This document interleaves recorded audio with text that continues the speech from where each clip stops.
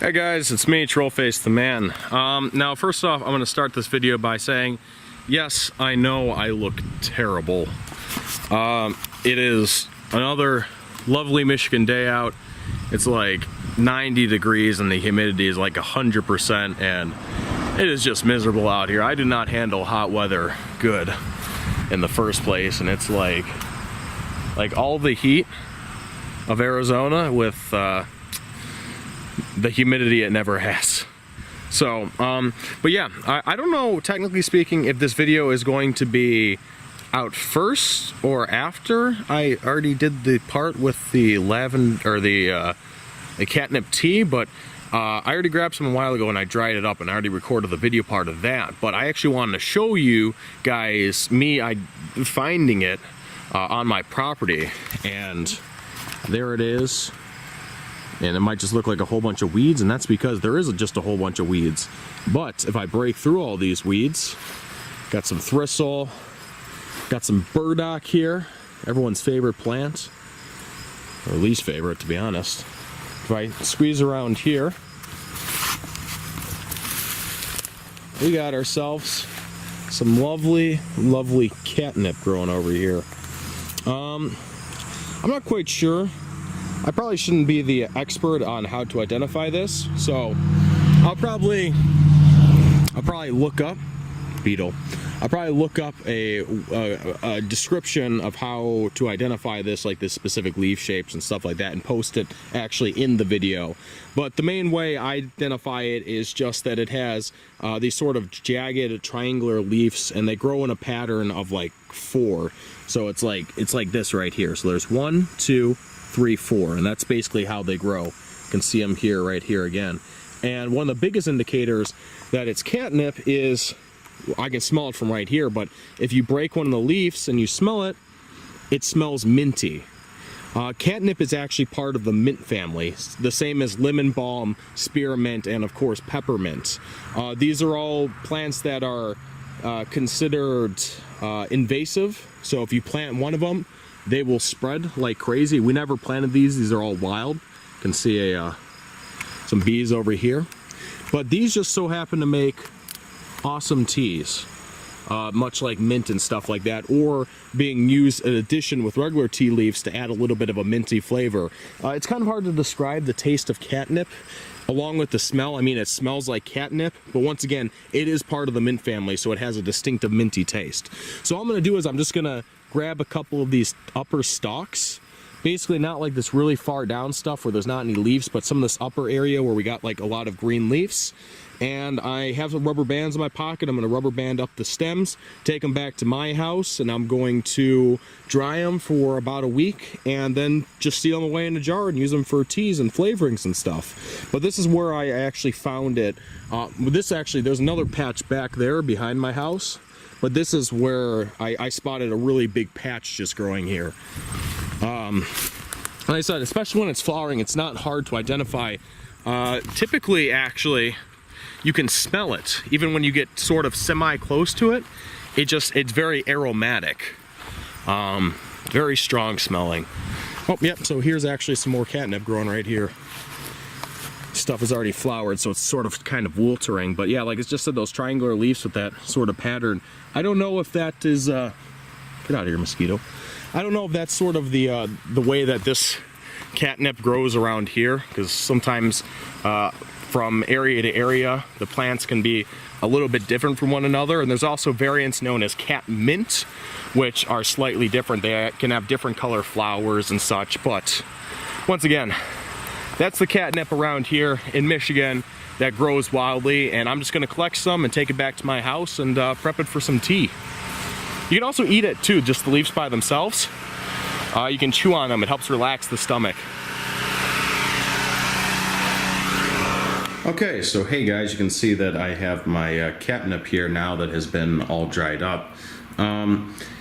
Basically, this was some catnip I grabbed while it was flowering, and all I did was I took the stems here, I rubber banded them together, though you can just tie them together, and I hung them upside down in a cool, dry place for about a week now. Now, it's very important, especially with a lot of plants such as mint, lemon mint, catnip, or spearmint to keep it away from the sun, because if there's direct sunlight hitting it, it causes the essential oils that tend to give it a lot of its smell and its flavor to evaporate away. So this was done once again in a cool, dry environment.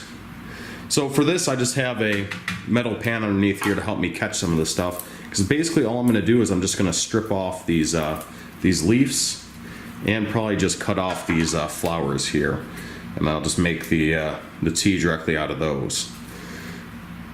Ooh man, you can really smell it. It's very, very strong. It smells good though. Catnip is part of the mint family, the same as lemon balm, spearmint, and regular peppermint.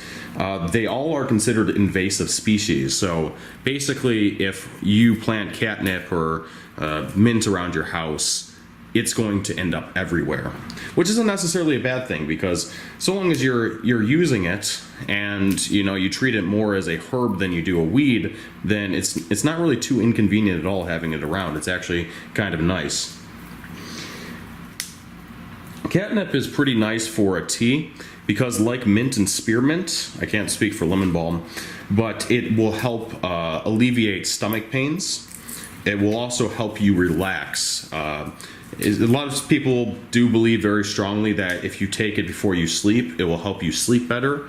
I don't know for sure if there's been any studies confirming that, but still, I mean, it's pretty well known that drinking different types of teas, especially catnip, peppermint, spearmint, etc., does really help relax you and relax your stomach.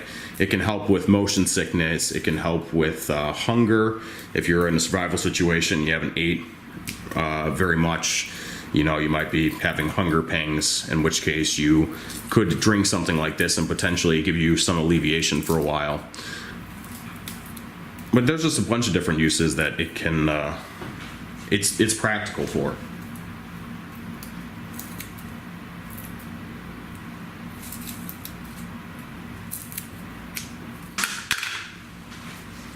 Okay, well there we have it. As you can see, it took about 10 minutes for me to cut all that stuff up, but that is a pretty substantial pile. I also have sort of the rejects pile over here where I threw any of the sort of nasty looking leaves, really brown ones or ones that have a lot of like holes in them or anything like that. Or I just left a lot of those on the plant still.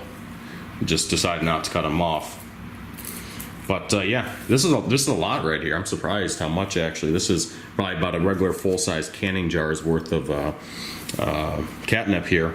So I am pretty excited to try and see how this tastes, and this would be all considered organic, seeing as it's actual wild catnip. This is just stuff that I found growing in the backyard. So I'm gonna put those away in jars real quick. So basically with this, like with any tea out there, you want to try and put it into your container.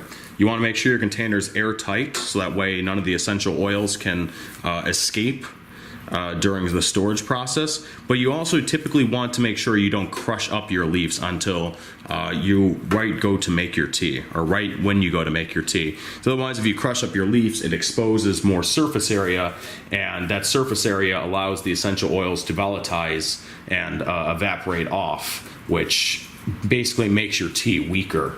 So that is one small jar full. It wasn't much of an issue at all getting it in there. It actually packed in pretty nicely. Whew, man, it is strong smelling in here.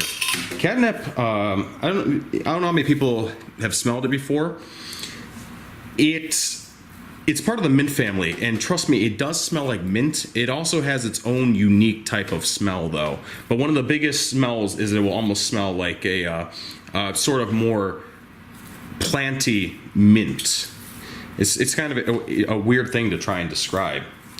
But yeah, this packs a lot better than the birch or raspberry leaves that I had tried making into tea.